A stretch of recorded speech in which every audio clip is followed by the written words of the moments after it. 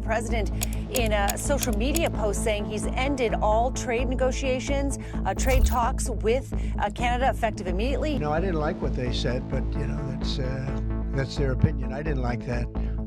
Not a deal breaker, but we haven't spoken to Canada today. He's called and will. The Trump administration is inching closer to trade deals with some of its most important economic partners. As the president just said, he's ending talks with one of our neighbors. Donald Trump has turned the trade standoff with Canada into a countdown. August 1st is going to come, and we will have most of our deals finished, if not all. We haven't really had a lot of luck with Canada. I think Canada could be one where they'll just pay tariffs, not really a negotiation. The U.S. president has marked August 1st as the day when his administration will get even tougher if Canada does not bend to his demands. It's not just a threat, it's a deadline that carries real economic consequences for both sides of the border. We didn't move, no. It's always been August 1st, that's when we're paying. A statement was put out today, and I put it out just to make it clear. It wasn't a change, it was August 1st. We don't change very much. Every time we put out a statement, they say he made a change. I didn't make a change. Among the sectors feeling the weight of this deadline the most is Canadian agriculture. And at the heart of that sector is the potato. Prince Edward Island's red soil has been producing world-class potatoes for generations, supplying markets in Canada, the US, and beyond. Over 20% of Canada's national potato harvest comes from this small province. On Prince Edward Island, the land and water shape its economy.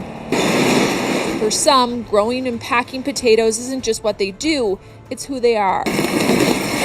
More than half of the potatoes from PEI go to the U.S., with much of it historically shipped straight to the United States. For decades, this wasn't just trade, it was an integrated supply chain.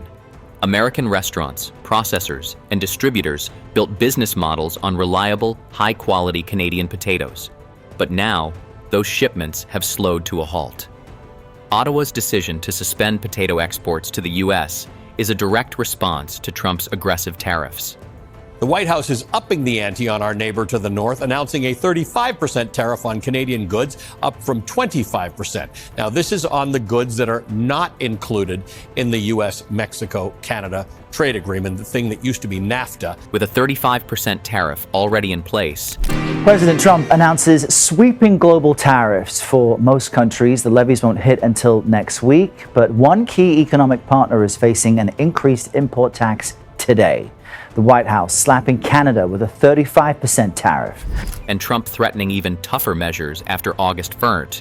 Canada's government is taking a stand.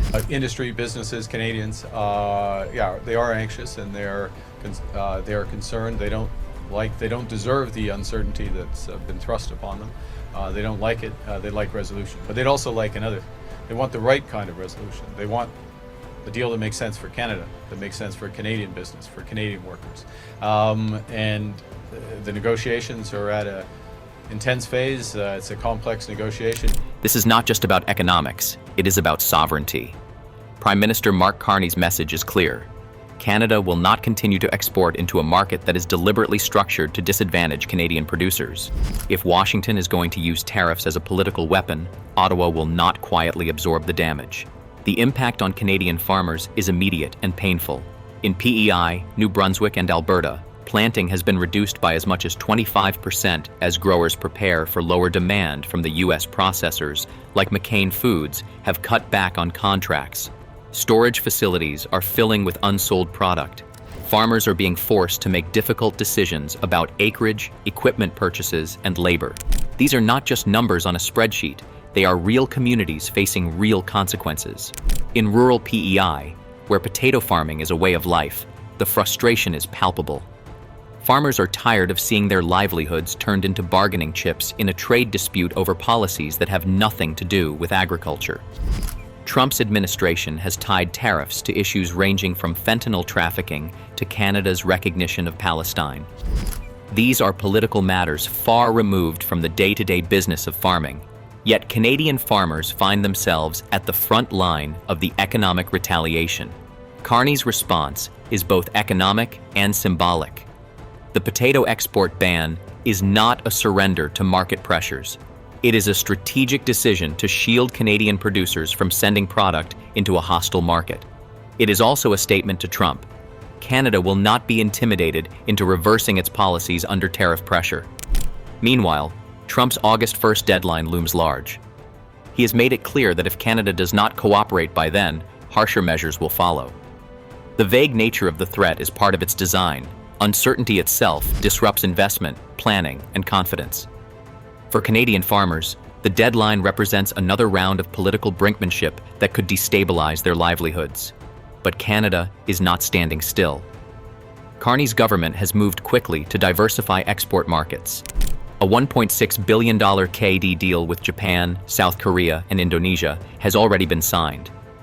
While shipping to Asia poses logistical challenges, longer transit times, higher costs, and different consumer expectations, the diversification is crucial to reducing dependence on the U.S. market. This shift is not just about potatoes. It is part of a larger Canadian strategy to insulate its economy from U.S. political volatility. Over the past several years, Canadian exports of aluminum, steel, dairy, softwood lumber, and even automobiles have been hit with sudden tariffs or trade disputes. Each time, the official justification from Washington has shifted, but the result is the same: uncertainty. Farmers understand this pattern. They know the U.S. market is valuable, but they also know it has become unpredictable under Trump's tariff strategy. Many now support Ottawa's efforts to find alternative buyers, even if that means short-term pain. The frustration, however, remains. In PEI, farmers gather at co-ops and local meetings, talking about how their operations can survive the next year. Many have reduced planting not because they lack capacity, but because they cannot risk harvesting crops with no stable market to sell into. In the U.S., the consequences are already visible. Wholesale potato prices have climbed nearly 12 cents per pound since the export ban. A 50-pound bag that sold for $22 now costs close to $30. Fast food chains have started shrinking portion sizes or raising prices. Restaurants that rely heavily on potato-based dishes are revising menus. American consumers are paying more, even as Canadian potatoes look for other buyers overseas.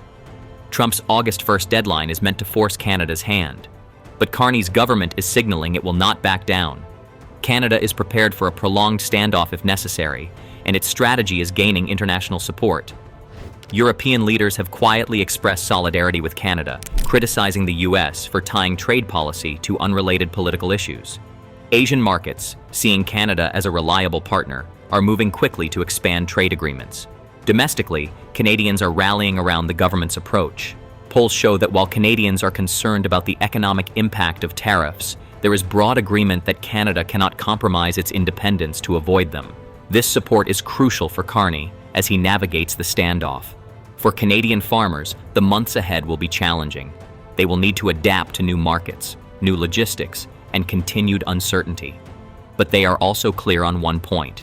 They do not want to be sacrificed for short-term concessions to an unpredictable White House. Trump's threat to escalate after August 1st may create headlines, but it also creates a risk for the U.S. economy. Higher costs for American consumers, disrupted supply chains, and strained relations with a close ally all undermine the stability of U.S. markets. Carney's approach is grounded in resilience. By holding firm, diversifying markets, and standing with farmers, his government is sending a clear message. Canada will defend its industries and its sovereignty, no matter the pressure. The potato fields of PEI will still yield their crops, though fewer may head south this year. Those potatoes will find their way to Canadian tables, Asian markets, and other willing partners. And they will serve as a quiet symbol of Canada's determination to stand firm in the face of tariffs, threats, and deadlines. On August 1st, Trump may declare a tougher stance, but by then, the world will already have seen that Canada is not waiting to be dictated to. Ottawa has moved forward with new markets, new strategies, and a clear principle. Canada's farmers and industries will not be held hostage to political deadlines.